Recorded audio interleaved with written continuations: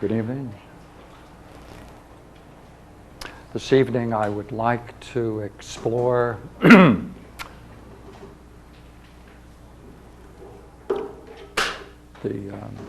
subject called psychotropic drugs, which are those drugs which, when ingested, produce complex states of mind leading to more profound states of realization. And to do that, I thought I would go through a book and introduce the idea of magic mushrooms and LSD through Wasson. Just a couple of curiosities. We appear, when I say we, the intellectual world, which is very slow, very ponderous and slow to come to insights, started exploring the Eleusis mysteries, going backwards instead of forwards. That is to say, when Hoffman discovered LSD 25 in 1943, and the impact of that discovery caused Wasson to become interested in Aldous Huxley, and so he journeyed to Central America in the hunt for magic mushrooms. And thank goodness he discovered some. And that was in 1952 he published his great work. Then Wasson met Hoffman. They got to be friends as a result of their similar interests. And in July of 1975, Wasson asked Hoffman, the chemist who discovered LSD-25, he said, "I'd like to know your opinion whether or not the Greeks could have been using some kind of psychotropic drug in the Eleusinian mysteries." Well, Hoffman took that and he said, "Well, that's a very interesting question."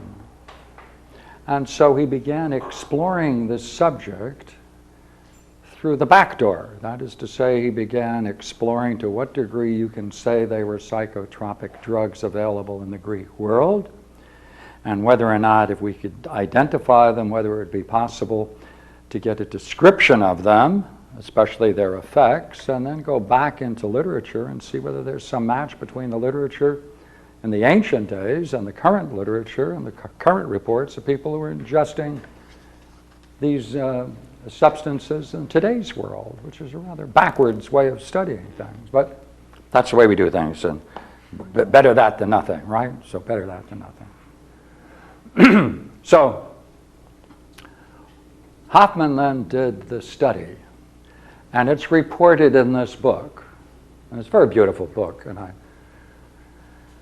want to recommend it to anyone who have an interest in this subject. It's a very beautiful book, and it's by these three authors, Wasson, Rook, and Hoffman. I'd like to read a couple of sections of it because I'm going to use it in order to explore an idea that I've had for a while.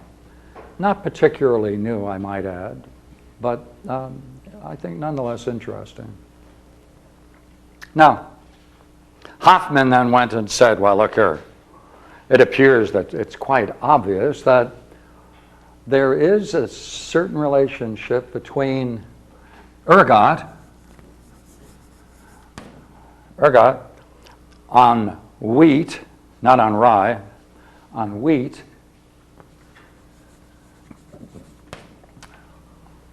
because ergot is what they call it's actually a parasite on wheat, and it has its origin from spores that fly in the air, of course, and they land on the wheat and they take root.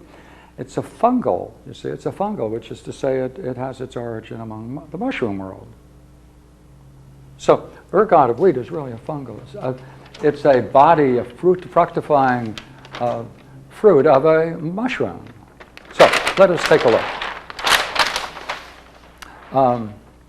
Not only, by the way, does it come on wheat, but also barley, which is a very important substance for it. So it's called ergot of barley. And therefore, and I'd like to go each one of them, lolium and especially paspalum, which is the most important one for this evening's talk.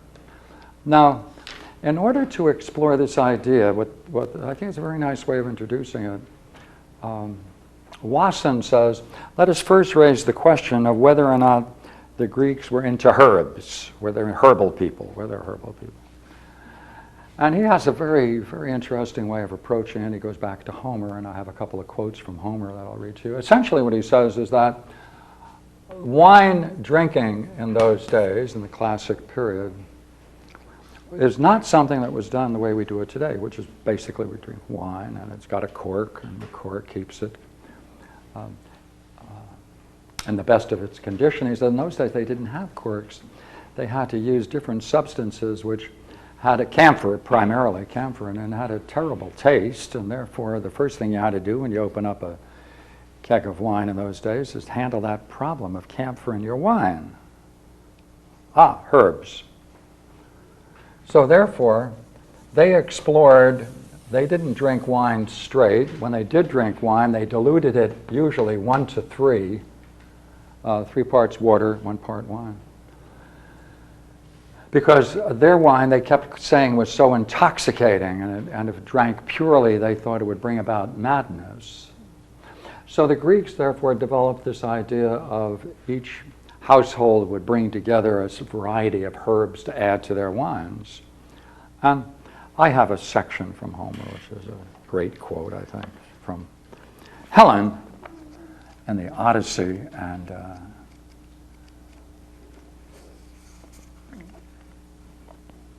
let me just read it to you. The hero Menelaus, companion in arms, Asphalion, poured water for their hands, and once again they touched the food before them.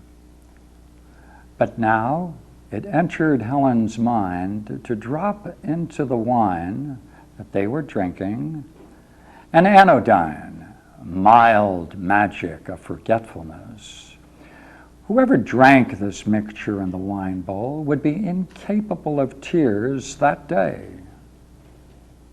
Though he should lose mother, father, or both, or see with his own eyes a son or brother mauled by weapons of bronze at his own gate, the opiate of Zeus's daughter bore this canny power. It had been supplied to her by Polydamon, mistress of Lord Thun in Egypt, where the rich plantations grow herbs of all kinds, helpful, maleficent, and no one knows medicine as they do. Egyptian heirs of Pan, the healing god, she drugged the wine then and had it served and said, taking again her part in the conversation, O Menelaus, Atreus' royal son, and you that are great heroes' sons, you know how Zeus gives us all in turn, good luck and bad luck being all powerful. So take this refreshment, take your ease in hall, and cheer the time with stories. So she set them up with a great drink of opiates and different herbs and mixed them in the wine, and that was the Greek tradition, see? So by this quote that Wasson uses, then he uses many others to show that in those days, every household had their own way of mixing particular herbs together to make a particular kind of wine, which had a wide variety of effects. Now, enough of that. Okay, enough of that. I'd like to proceed going back and forth, make a couple of points in order to get to the point I'd like to explore. Oleum, which is really tares or wild rye, as we call it today. And then there's ergot, each of these are an ergot. Early of Palspium. Now this is a very interesting ergot apalcium. This is really a grass, very common throughout the entire Mediterranean region. And it contains ergine and ergonavine and an LSD ammonide. So what's so significant about this particular one, this grass? It grows wild throughout the Mediterranean. And it is subject to this ergot, which is a fungal, carried by the wind, and therefore it's a parasite on the plant. And during the seeding, these ergot, that's very much similar to the seed, except it has a peculiar turn to it. Actually, it has a very peculiar turn. It has a kind of interesting shape. And therefore, they sometimes call it the rooster's tail, right? Because it has that aspect to it. So, in any case, when it drops to the ground, right, something interesting takes place, because that causes, therefore, the germination of the Calvicipes purpurea, which is a fancy word for our paspalum, wild grass in the Mediterranean. Particular kind of grass. Carries on this particular kind of ergot. And when you remove the sclerotina, which is really nothing other than this, the seed, drops to the ground, it fertilizes. Now, it has this appearance. It has this appearance when it grows. Many mushrooms on one particular base.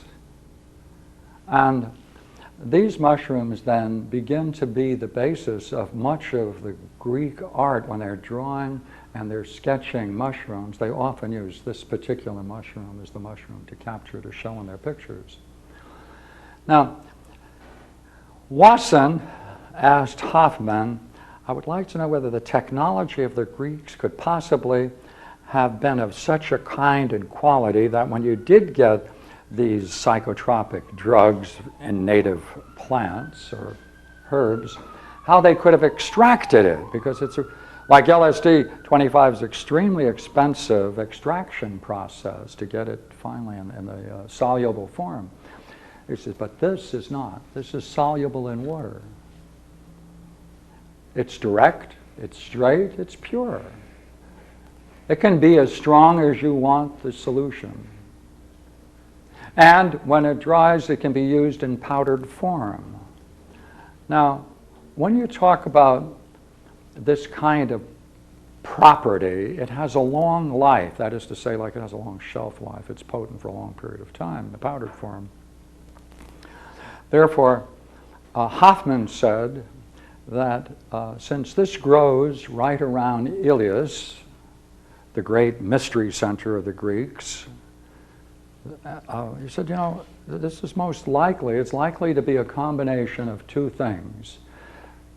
The ergot of the wheat, he said, that's quite in evidence, He said, but it's most interesting that it probably was the palsum, right?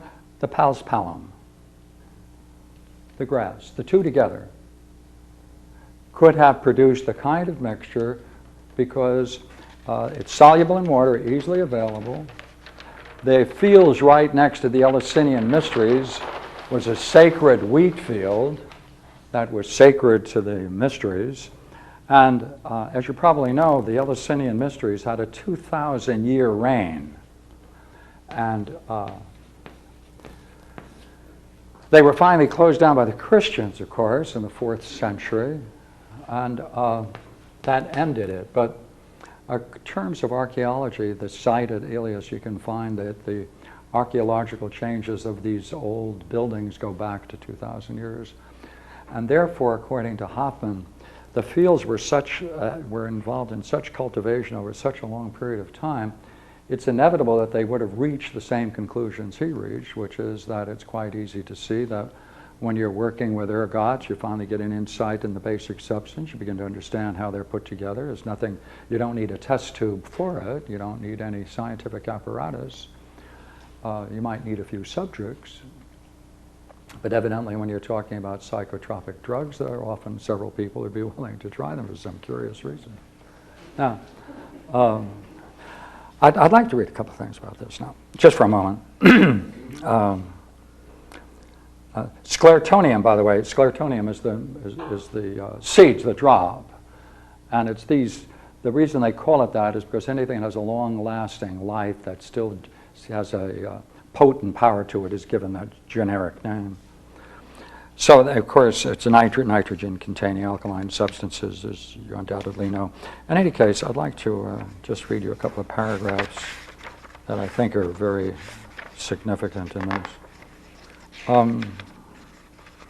There's a chapter called Solving the Eleusinian Mysteries.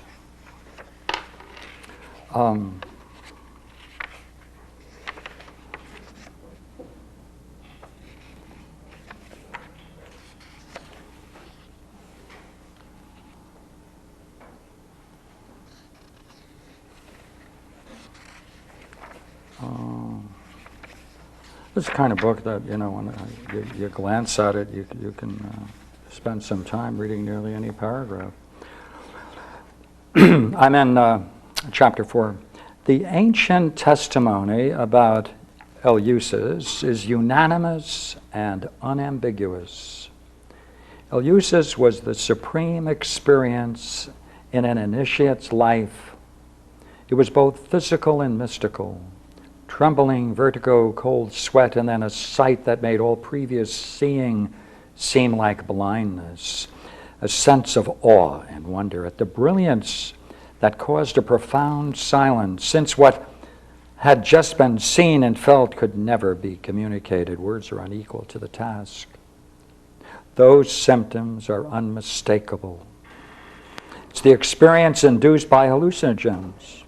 To reach that conclusion, we only have to show that rational Greeks, and indeed some of the most famous men and the intelligence men amongst them, could experience and finally enter into such irrationality.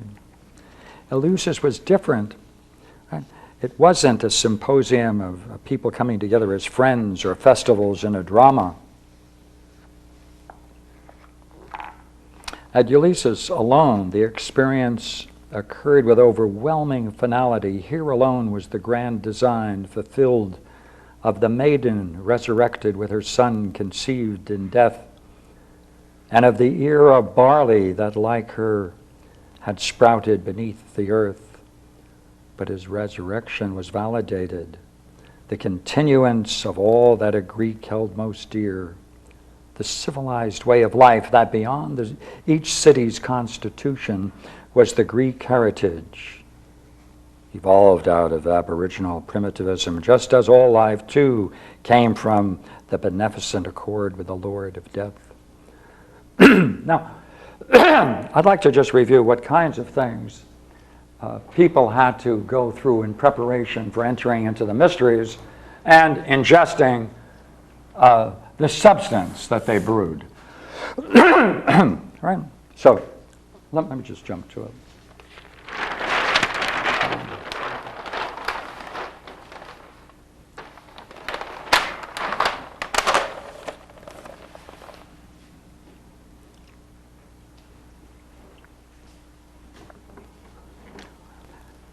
From what we can gather from the literature, people studied for approximately 6 months the rituals, the meaning, the myth of Demeter and Persephone.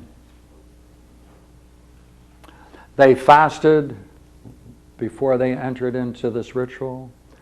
They bathed, they abstained from all kinds of taboo foods. They offered a sacrifice. The sacrifice often was a pig.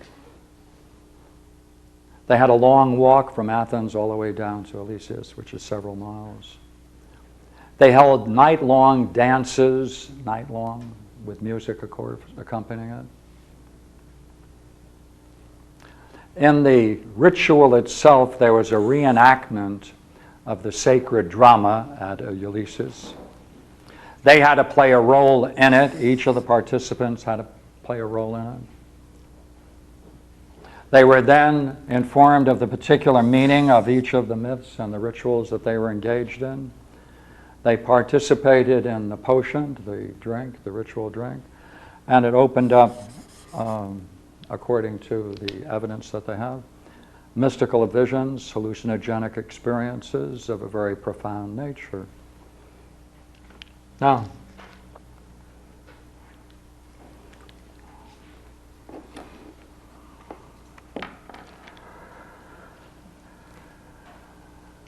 they had months of learning and rituals preceded the revelation on the mystery night.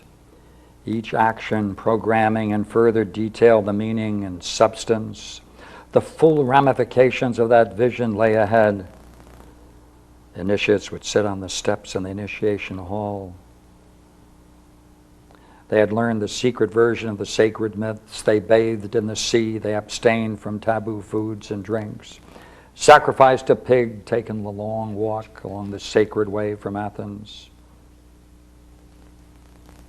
And in the initiation hall, there was a final ceremonial dance of the priestesses, carrying the chalice of grain upon their heads as they mixed and distributed the sacred potion.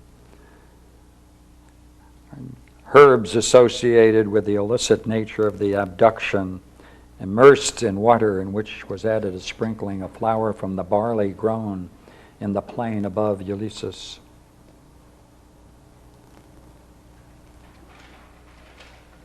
Of these two plants, which we just mentioned,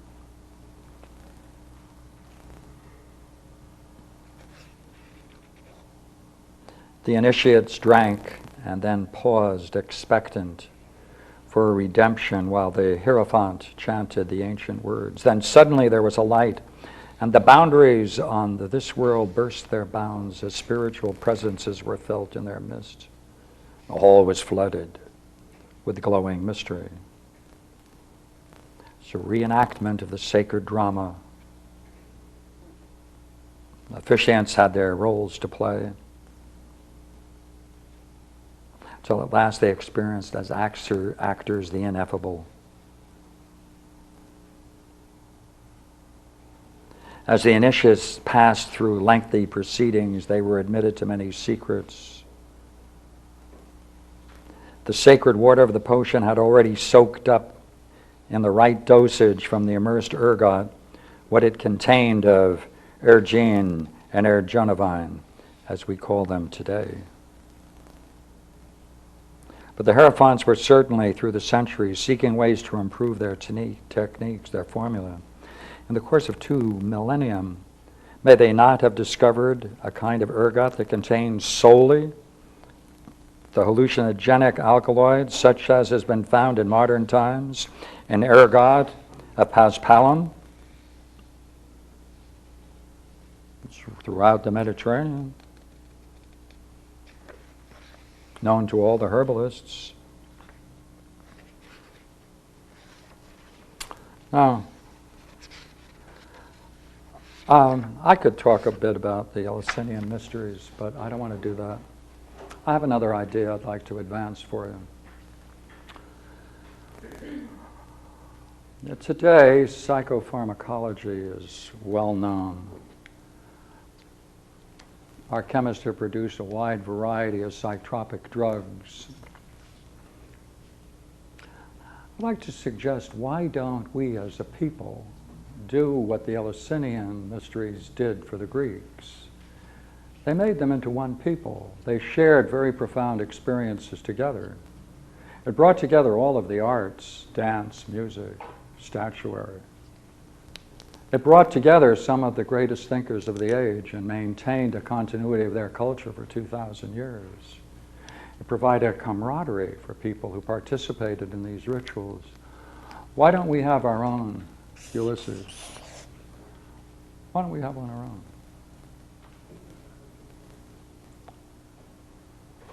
Let's build around it, the best of us. Make it unique. Look what we can do with a rat. Look what we've done with a rat in our culture. I mean, our culture, I think, is the only culture in the history of the world that has ever dignified a rat and made a castle for it, right? Mickey Mouse, right? Right, look what we've done. We're crazy.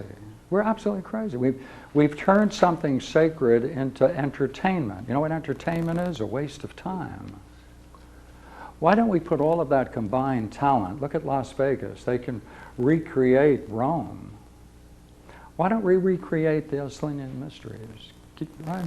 Why don't we put together the same thing? Why don't we put our people through 6 months of the most profound learning or more? Let's turn our institutions, our intellectual institutions, in the preparation for participating in a ritual. Let's create the ritual. Let's bring together the best of our thinkers and give that explanation, that mythos that's necessary to make something significant. Now look here. We can do the same thing. We can take over Catalina. Hey, we can take over Catalina. We can build a great temple up there. We can make it sacred. We can bring about the best psychopharmacological products. Look here, we can transform the stupid problem of drugs in our culture that puts into jail a large population of our people. Some of our most creative young people end up in jail, as you all know. Let's legalize it and spiritualize it. Here's the problem, you see. Here's the problem. The problem is, in our culture, we produce superficial relationships, superficial interactions, social interactions, which we all know. They drain us. They're frustrating. There's a futility in everything and an emptiness everywhere. So what do? Our solution is intensify whatever we do by that sacred religion that's the only one we have, which is FUN. Right? Have fun. Be entertained. Right?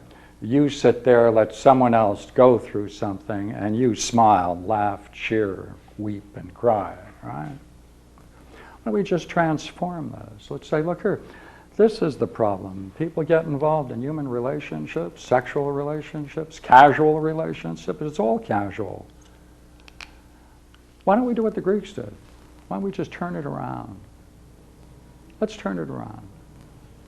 Let's get together and turn this cookie around so that then we can get the best architecture, the best music, the best graphics. Let's bring in together all the kind of the electronic means that we have at our disposal. Let's create a World's Fair for the highest purpose, a spiritual purpose. Now look here, see what's wrong? This is what's wrong, you see? The reason this is the way it is only for one reason: words. Words are the problem. You can't indulge in any of the superficial relationships without agreeing not to put into words where you are, what you see, how you feel. What I'm suggesting at this point is, look here. People can take LSD 25 or these other substances at a party. They can turn it into entertainment. It could be just as entertaining as superficial as it was for the Greeks. Why do I say that? He's got a great quote of a great scandal that took place at 415. At 415, there was a scandal in Athens. The rich got onto the idea of what kind of substance was being used at the Eleusinian Mysteries. What did they do? Just what the rich do today. You take something sacred and you make it profane. You take something noble and you make it into a game. You rob it of its dignity and its spirituality and you call it fun. So let me just read you one great line here.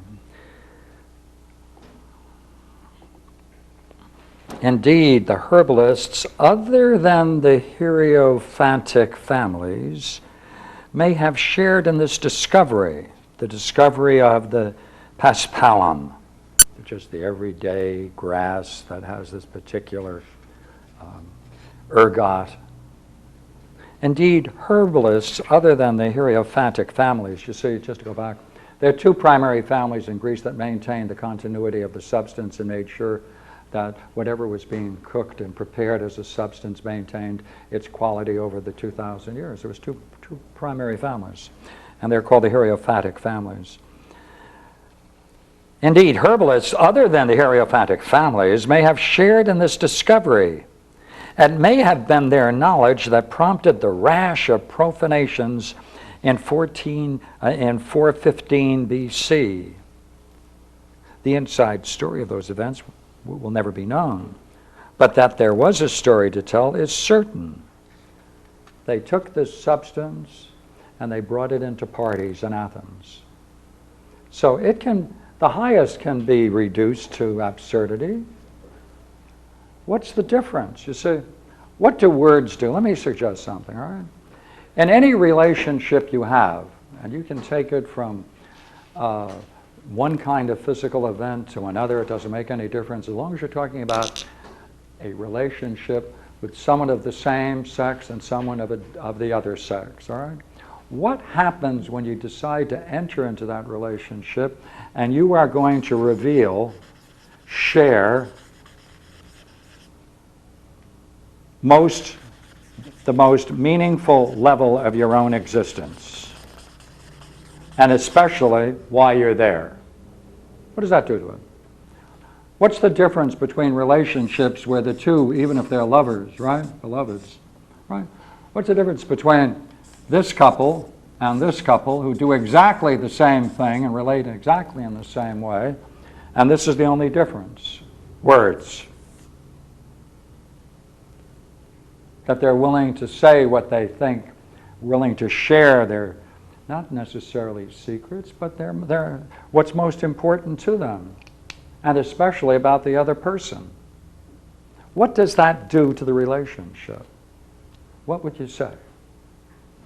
Intensifies it. Intensifies it. Uplifts it, doesn't it? It brings about a new kind of relating. You see, all of these drugs offer you a way of relating. Therefore, if you don't have the words, if you don't have the learnings that go with it, if you don't have, then it becomes superficial. We have to go back and recreate the kind of mythos, if you like, learning, if you like. We have to visit and take part in all of the existing systems of worship. All the yogas, all the meditation devices, all of the sacred dances, from peyote all the way down to the Mexican mushrooms. We want to re-examine them all and bring it together so that our people then can try to discover something. That is, to give it the words. That's what's needed. A logos. See, that's what words are. It's a logos. Life without a logos is absurd. We need to give our people a logos, a way of participating on the most meaningful level. So we're going to take these drugs that are outlawed, and we're going to see if there is a way in which we can spiritualize it. Waken our people into the significance of meaningful relationships, because drugs are a doorway. It's a doorway. It doesn't bring you into the divine. It's a doorway, and depending upon how you go through that doorway,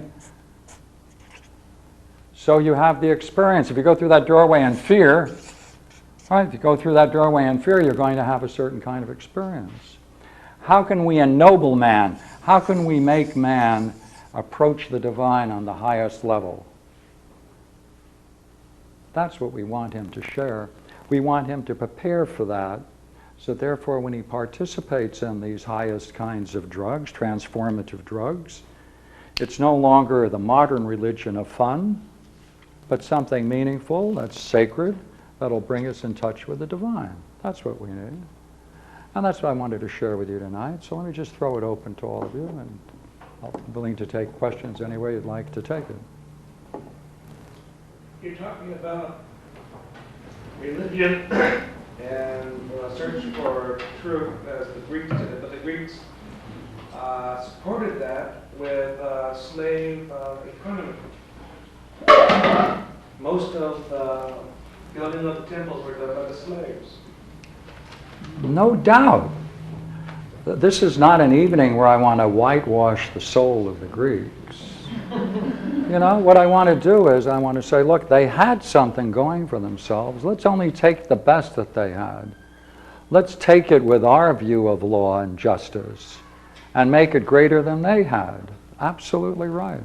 That's right. This is not a, I'm not trying to. Well, the Greeks allowed the irrational to be part of their life in this religious way. We don't do that. We're scared of it. We, in 1968, we outlawed all this stuff, even though there was no danger, any dangerous experiences that people had with it, say the mushroom, the sacred mushroom. They didn't have any dangerous experiences, just through the cattle, because we're afraid of these irrational spiritual states. We just don't want that. Well, it can have serious side effects to people who have trouble with serotonin, whether it's a blockage or uptake. And if people who would abuse it would be seriously Absolutely damaged. right. Absolutely right. Well, That's why, wouldn't it be interesting to have a full body of people so we could screen people and prepare them with all of the apparatus that we have? How to do that with the generation raised on TV, who are used to instantaneous gratification? People of our era, they said in their lifetime they get close to 10,000 images processed through their minds. No doubt. Today, No it'd doubt. be a child of 10 already has that. Yes, no doubt. But they don't have anything meaningful. Yeah. There's nothing more significant than competition between the superficial and the meaningful. And this isn't for everyone. This isn't for everyone. Only those people willing to go through whatever screening is necessary, and let's hope in another 500 years it would be open to everyone. Let's introduce it into our culture and build all the safeguards into it that we can. Well, even then it wasn't open to everyone. You had to go through Yes, it was. process. Yeah, yes and no. It was open to anyone who knew the Greek language and who had not murdered anyone, and had not in any way found ways of justifying or finding it expelled. If they had to be freemen. No, that's not so. They had to be able to speak Greek. They only had to speak Greek. There are many stories of all kinds of people who were allowed into it. There's a very famous story of a young man who fell in love with a prostitute, and every time he sent her gifts, the madam took them over. So he said, I know what to do.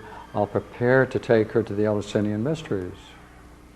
And so he went from Crete to the Eleusinian Mysteries, and of course the madam went with her. And a wide, non-slaves, slaves, Greeks. Statement.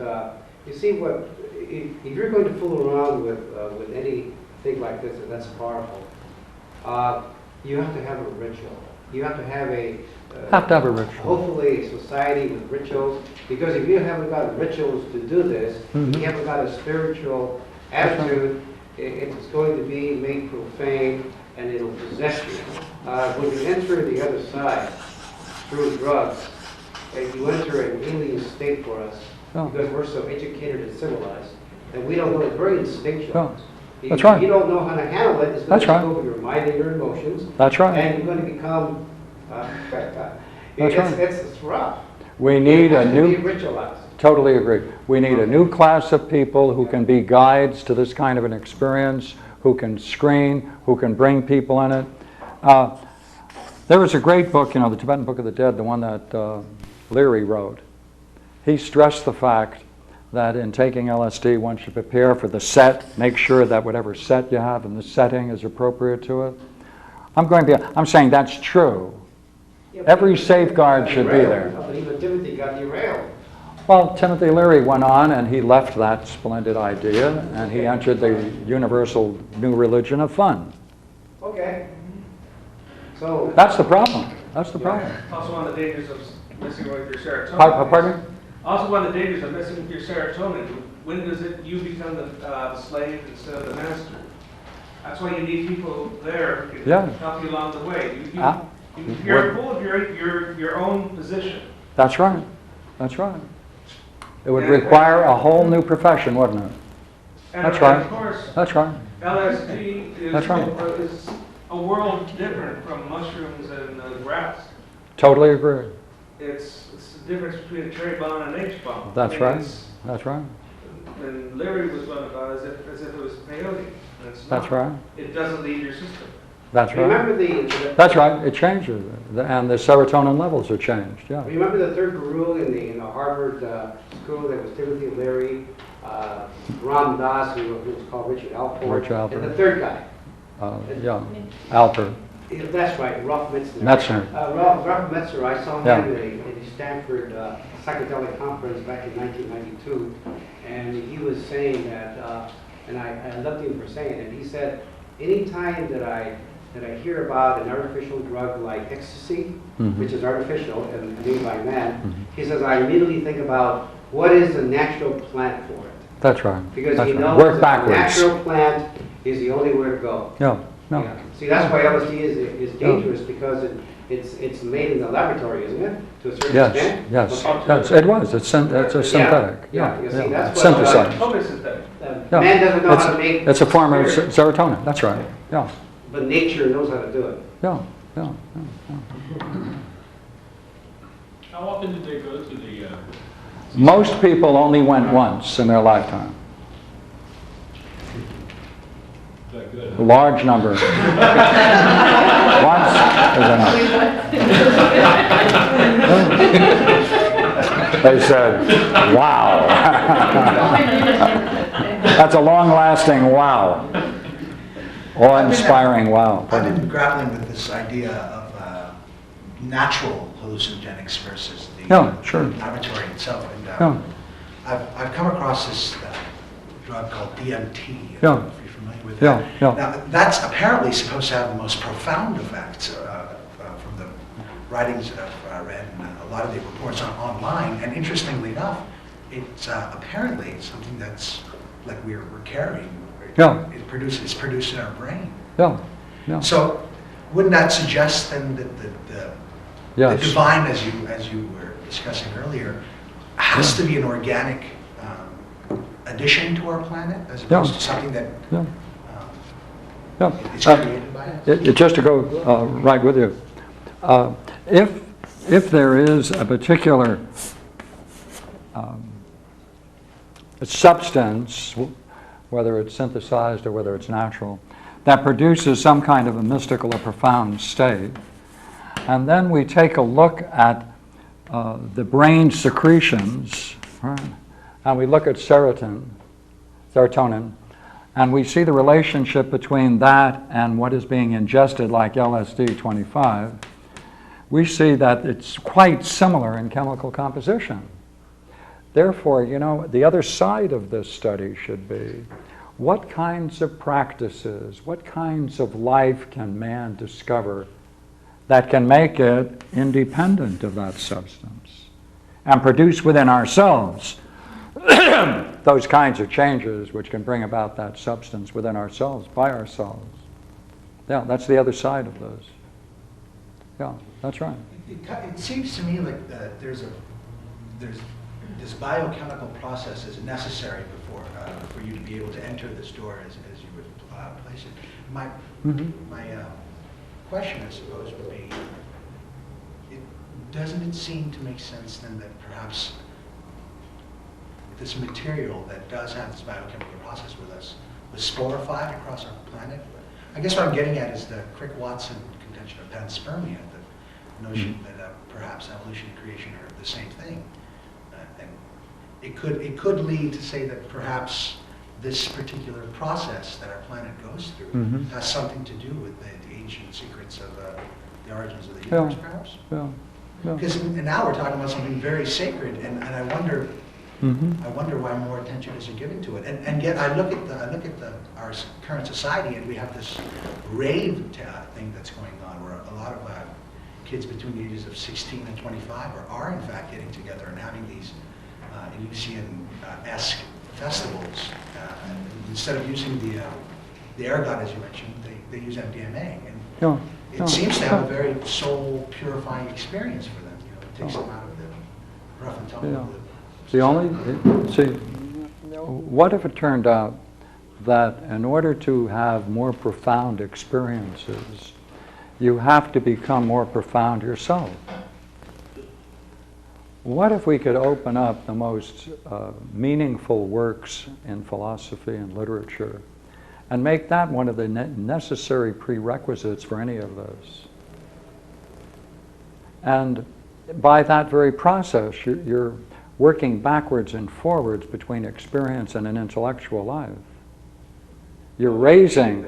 See, one of the assumptions that we have in our culture, which I hear again and again, is that experience alone is significant. No, it's not. Experience, I don't think so. It has to have the background. It has to have the ritual. It has to have the mythos. It has to have a world of meaning. It has to have people who've gone there before you. You need guides in this world. Let's bring them all together. When you enter the other side without ritual, without guides of some kind, it is too scary, too alien for us. We don't know how to handle it. We're not going to be able to do it. The younger aren't going to be able to do it. Look what happened to them in the 60s. They were possessed by the... I know it well. By the states they encountered. Love will solve everything, sure. Yeah. Yes, one of my friends came by one day. I was living in San Francisco on Twin Peaks. And he was on a motorbike. Came up. I said, "What are you doing?" He said, "I just dropped some acid. I'm going to race up to Twin Peaks." I said, "There it goes. Drop acid, get on your motorbike, run up to Twin Peaks." Right. Fun. Fun. That's our problem. That's our problem. I think one of the problems is that, as he said, going through the door, and you think of it as a two-dimensional space, when really the experience of the divine is an infinite number of dimensions. You can go anywhere once you've crossed that pathway, that gateway. It's not opening the door and stepping into another room. You're opening the doors of perception, which is more than just 3 dimensions. That is what scares a lot of people when they go through it, the loss of their ability to perceive perception. Suppose we did this. Suppose we had Plato's allegory of the cave. Right. Manufacture, we build one. Suppose we had Plato's Phaedrus, the journey of the soul into the upper world, through all the mystical states leading to the highest. Right. What if we had the dialogue that went along with it, that gave it meaning? Suppose we built around it the 10 ox herding pictures of the Buddhists. Suppose we brought some of the best Christian mystical literature. Let's bring the best of all of that together. Let's bring it all. Let's find people who've gone through it and lived it and bring them together as our advisors. Let's get native shamans and bring them together. Let's get the yogis who entered into profound states of mind and say, come on, we want to play to bring everybody into this. And if we can use this, we can possibly use this as a vehicle, as a catalyst, a cultural catalyst. Let's see if we can change our culture. Instead of building more jails, drop acid. The only problem with that is that it helps to have the right kind of sacred plants. That's right. And the sacred plants that are available, like the sacred mushroom, That's is right. illegal. That's right. And therefore, it puts a crimp into it. That raises a pretty interesting point with me, is that the question is, why is it illegal? I mean, I have a... I already told you they threw it into the pot in 1968. They just threw it in. No, I think he's asking why. It seems to me like my personal experiences with entheogens and mushrooms and things of this nature have been liberating experience, to say the least. And I wonder if there's almost an economic motive behind the government illegally. Oh, I'm sure. I'm sure there are many possible explanations for it. I'm more interested in turning it around rather than trying to understand why they did it.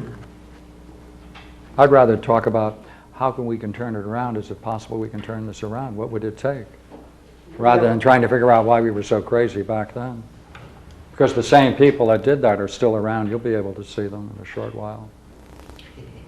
What are some good actual ways to help turn it around? For instance, Terrence McKenna thinks he needs to hang out in Hawaii, sort of keeping it low key. In his gardens. Right, because it is the government, it is so oppressive, and you can, you know, obviously go to jail for a long period of time for potentially having some of these substances. So what's the best way to get it going except buy off a country. Do it secretly. Move it to Holland. I mean, transportation is such that I mean, I suggest find the Bahamas, I understand, are open for bids. in reference to somebody else's comment about the Yeah, ritual, I mean- I think keeping it very sacred is important. Yes. Like you were suggesting Yes. that it can easily slip into the profane, Yeah. but I don't think that you want to have it. You wouldn't want to turn it into an orthodoxy. You wouldn't want it to be so regimented that, all right, you have to go through X, Y, Z steps. You have to take it at 5 o'clock at this certain peak with these particular people. And, I mean, I'm not sure if you want it to get so formalized. No that you units. couldn't. No units. No units. So it could all be through email. It could all be through websites. People could learn through that. We could free ourselves of these institutional monstrosities. You know, they're all museums, intellectual. You know, university is an intellectual museum. You know, I mean, formally and the way it's built, everything. This would be alive. We would have to, you know, we'd have to have enough people like yourself in it to say, look, let's keep the spirit of freedom alive. Otherwise, it will die. Yeah, that's right. I totally agree with you. You know, I suggest that it's already happening in our culture. I think there are a few people around especially in California, maybe in other states, that are already using sacred plants, because I think the entrance is through sacred plants into the doorway. And they haven't come out public yet. They're still in the closet. When enough people get enough experiences, it'll take a great number of years. You can't do this stuff in a few years. It'll take 7, 8, 9, 10, 11, 12 years of use by people on their own, secretly. And when the time is right, I think that they'll start coming out almost simultaneously, to use Rupert Sheldrake's concept of morphogenetic fields. Wouldn't it be interesting if someone writes an article on claviceps, the grass you can go in your garden, and shake out the ergot, and it's soluble in water and it's pure, and you can dry it out. It'll stay around for a long time. You can't pass a law against grass, that kind. Right? What kind of grass do you have on your lawn?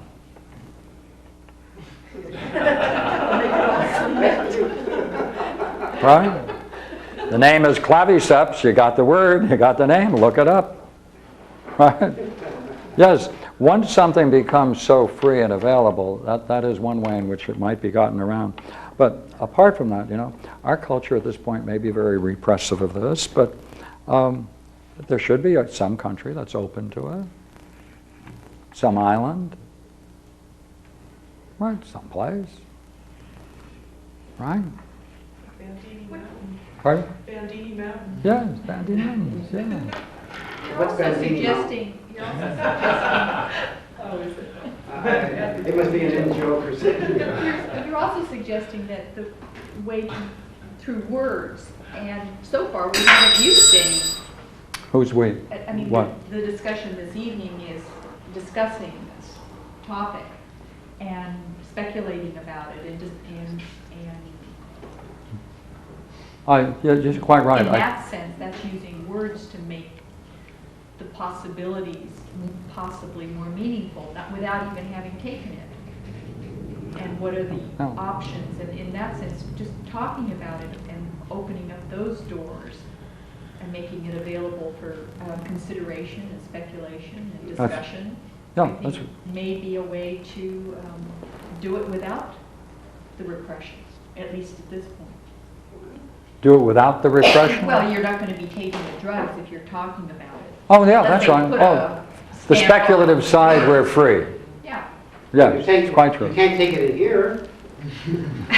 All you can do is talk. That's right, we can talk about it. Yeah. We can build a word castle. Yeah. But yes, I was suggesting, though, the allegory of the cave, Plato's allegory of the cave divided line. I would also include the Tibetan Book of the Dead, the Phaedo. See, the Platonic literature is rich in symbols and images and mythology. It might be readily transportable, as well as some other systems. That takes effort. Oh, yeah. Too many of these kids nowadays can't put two words together. All we need is They the become creative. all we need is the one who can put three. But say, I don't mean that facetiously in that sense. What I mean is that it doesn't have to be for everyone. All it has to become is an ideal. And if we can make the ideal significant enough and challenging enough, there's going to be people who are going to be attracted to it. I mean, look what we did with this rat psychology in Anaheim. I mean, really, look what they did. I mean, look, it's astonishing what they did, you know? I mean, can you think of everything they put in there, and how they move it, how they animate it, what they do? It's astonishing. Why not bring all of that talent for our higher purpose instead of for the goddess fun? She's been Maybe bankrupt it isn't for a kids. long time. Pardon Maybe me. hypothesis, maybe it isn't for kids. But Yeah, maybe, Maybe this is not for kids. It has to be for people beyond 35, 45, 55. People that have had pain, experience, suffering in life, who are 45. ready to go beyond certain things. Well, 45, I'll have to wait until I get there, of course. Oh, okay, all right. Yeah. Me too. I wanted to advance the discussion on logos and this words Mhm. issue, because that's something that I focus on a lot myself. I'm a graduate student, I study acting consistently. Mhm. We're getting into this idea of communication as being something much more than just entertainment and storytelling. One of the articles that we were reading had to do with the contention that perhaps glossolalia, the Mhm. gibberish, Yeah. that might be the particular logos that we might be evolving towards, if you will. And I'm sorry, I'm kind of being tangential here, but in response to what the gentleman was saying, my understanding of entheogens and the experience that I personally have with them has had to do with an increased sense of communication. So it could perhaps be that our society without entheogens and without these particular dietary supplements, if you will, seem to suppress communication inside us, and perhaps these entheogens might enhance them in the youth of our nation. I mean, they're going through a lot, but I should say I'm going through a lot. I'm one of them. Sure they would, but you can't use them. Well, clinical studies have shown that a lot of the times when the people are under the influence of certain chemicals, such as that affect serotonin, their idea that they're communicating to another person doesn't mean they're actually communicating. They have a sense of communication. That was what the training would have to be, is to teach you when you're actually communicating to a person, instead of just blithering. There is a great deal of difference between getting a point across to another person and then, or just pontificating to make yourself feel good. There is a huge difference. Right. And there's a training that would have to be made from the very young to teach you to actually think. That's definitely one of my Oh. If we had 100 subjects going through one of these systems we're creating tonight, wouldn't it be interesting to find out among them who gained the most profound experiences and go through a careful analysis with them to discover what kinds of things contributed? Say we only have 10 out of 100 who reach the highest level, right? What if we can learn from them how to enhance the entire process and continually do that as an ongoing process, so that you're feeding back into it the insights of the participants and of the people who are there as counselors, so that you have an ongoing, You know, you can bring in all kinds of people. You can bring in chemists. You can bring in all kinds of people with all kinds of talents. But profound How is can not they all come together necessarily divine. into a unity? Pardon me? Profound is not necessarily divine. But you're getting close, though. Having a trip where you're thinking you're on fire is profound. No, that's not. We have different ideas of profound. No. When you have something profound, to me, it means when you're able to see something you hadn't seen before that has a vast consequence on your own thinking and opens up a new vista, which is creative and challenging and has a certain kind of numinosity to it. That's what I'm familiar with, you know. I'm sure you are too from the way you talk. But That's then profound. You have to train a person to recognize that. I mean, a person. That's true. That's very, very important. I've known several people in the Zen game, of which I played a role, who've had very profound, let's call them spiritual experiences, just to introduce another word, and they hadn't appreciated it themselves. They hadn't had an interview with the Roshi. They hadn't been in some way introduced to its value, and therefore they depreciated it. And it was only until later that they discovered by some consequences, some talk with someone who did know, and perhaps another Roshi, of the fact that they did stumble into something they didn't appreciate. When they were opened up to it, they began to see its value. That's profound, you see, that's profound. That's the kind of thing that's significant. Yes, you have to have the logos, that kind of logos. See. That's. Within the structure is the freedom. Pardon me? Within the structure is the freedom. Oh, yeah. Structure is freedom. Oh, yeah. Oh, definitely. Yeah, especially if you have some very interesting axioms to start you off on. Yeah. Oh, yeah. Well, when you have ritual, you have structure. That's, Ritual is structure. yeah, And myth is an articulation of it. that's right. So I'm going to ask you later, next time you come sometime, to bring your brick, right? We'll collect bricks for the new construction.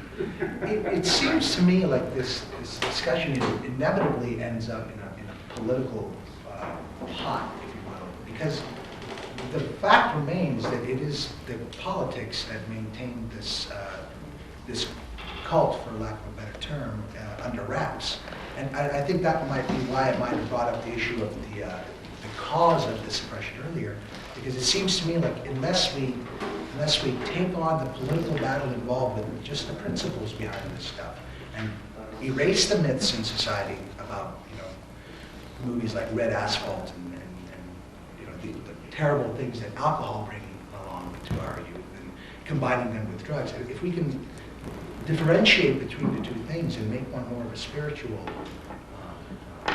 enterprise, then perhaps we might have a better battle in Congress.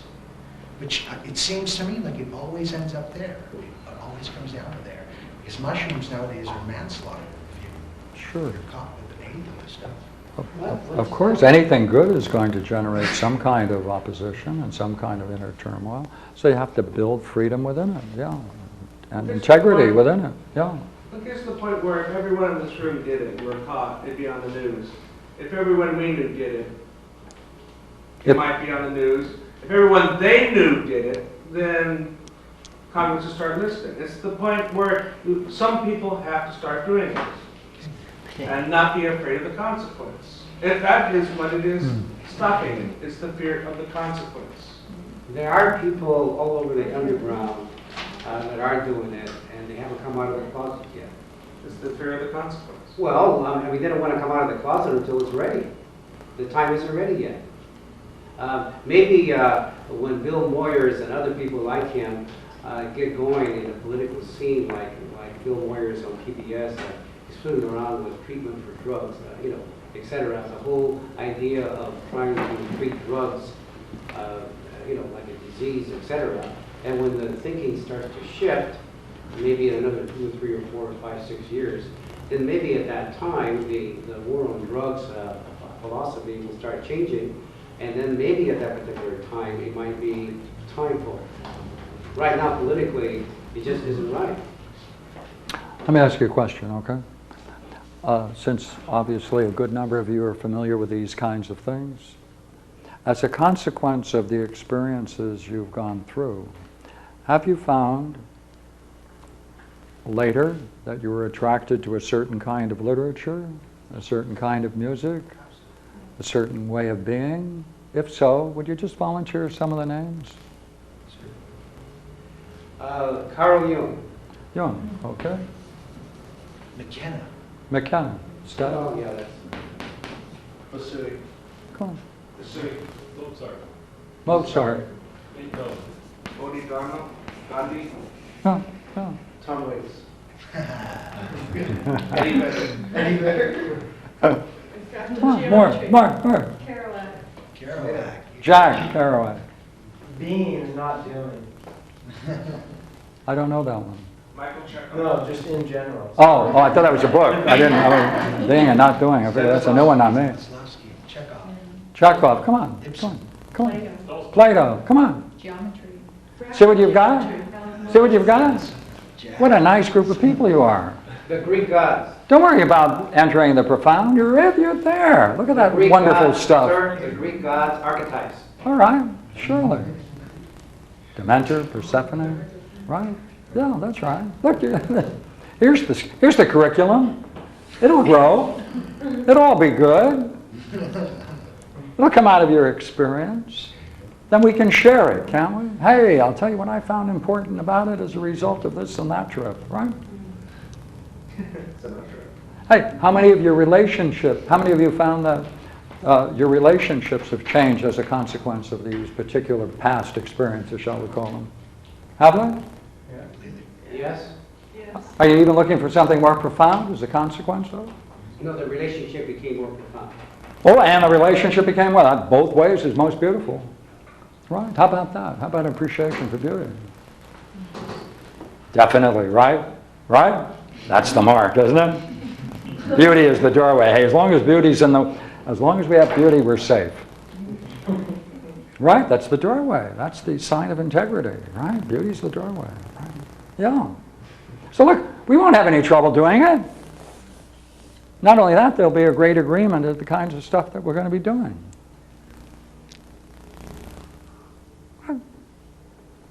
We don't have to worry about one another. Right? So my only thought is, look, if the law here or there is upsetting, and it won't allow it, hey, charter a plane and go where it's safe and build it where it's safe. If they close it down, forget about it. Let it stay there and become ruins for some other group of people. Build another one. Don't worry about them closing it down. Let them close it down. More notoriety. Build it somewhere else. Build 10 of them. Until finally, you know what? I'll tell you where I think this is going. I think it will finally go to the point where finally the Eleusinian mysteries will be reawakened. I think the Delphic Oracle will be reawakened. I think we'll go back to the old ways of being, which will be, to a large extent, Hellenic. I think that's where it's going. Because you know what? Everything you've said is classic. The spirit of that classic thought, which is not in Europe. This is not in Europe. We have to do it. We'll do it. We can do it. We'll do it. Now, there is a book I mentioned earlier, and I didn't mention the title of it, but I did say what I'm going to say has some relationship to a work, and I didn't mention the work. Huxley did a book. He died before he completed it, but it was published posthumously, called The Island. Now, I don't know whether you're familiar with it, but that's a book. Oh, yeah. Yeah. And this is exactly where he was going. He was saying we have to have a society, we have to have a whole educational system that's devoted towards the culminating experience, such as we've been describing. So he was going in that direction, and I think it's the right direction. In other words, we can make education meaningful. I think one of the great curiosities is that we're trying to persuade one another that there's something wrong with our students. They're not doing as well as they should do. I think it's remarkable they're doing as well on such material as they have. I think it's remarkable they're doing so well. When I was going through it, I was bored to death. Most of it. But had they given me McKenna and Carl Jung and Beethoven in class, maybe I would have woke up a bit. You know? Or maybe I had to wait for those other kinds of things to enter the world. Unfortunately, Carl Jung is dead. The Jungians aren't the same thing. Well, that's always true, isn't it? I mean, you know, Yeah, he himself said, "I'm glad I'm Carl Jung and not a Jungian." Yeah, of course, you know. Yeah. Yeah, vision is a property of those that are alive. Yeah. Of course, there's some writers who tend to have a vision that extended beyond their grave. Not too many. They're great. Homer. And he was Who blind. was his name? Plato. Plato? What's his first name? Plato. Oh, I wanted to make a note of that. Yeah.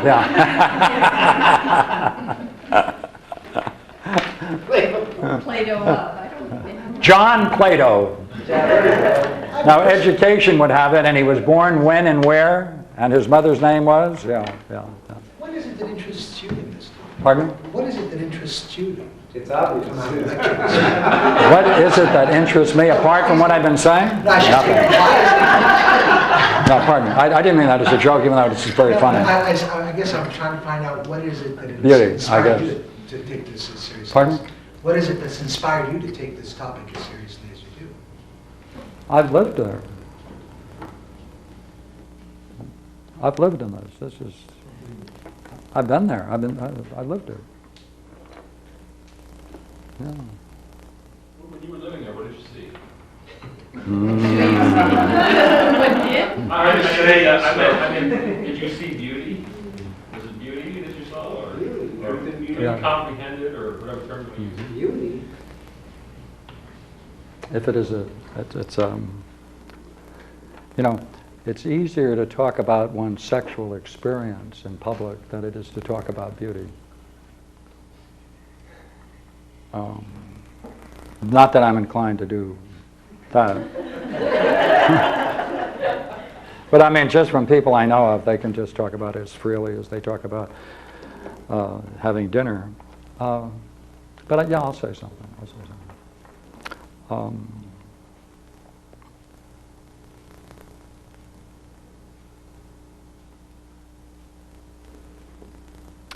I have been caught, brought up, dwelt in a beauty which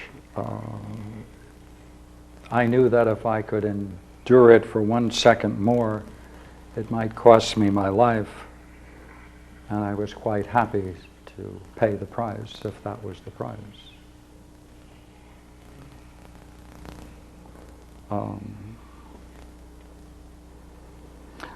It wasn't until many years later. See, I have gone through this door of drugs, but I first went through it without drugs. I entered it through drugs, and I've experienced the same thing through dreams. So it has been open for some reason to me, and therefore I can talk about it in that way. I find it very sad that this kind of vehicle is available to people, and our system has closed that down. If I knew of some way in which people could enter that without drugs, of course, I would urge them to do it. Therefore, there are times when I do urge people to get into Zen, go to Zen retreats, go to yoga retreats, go to spiritual retreats. Whatever seems to be significant to you, you know, participate in it.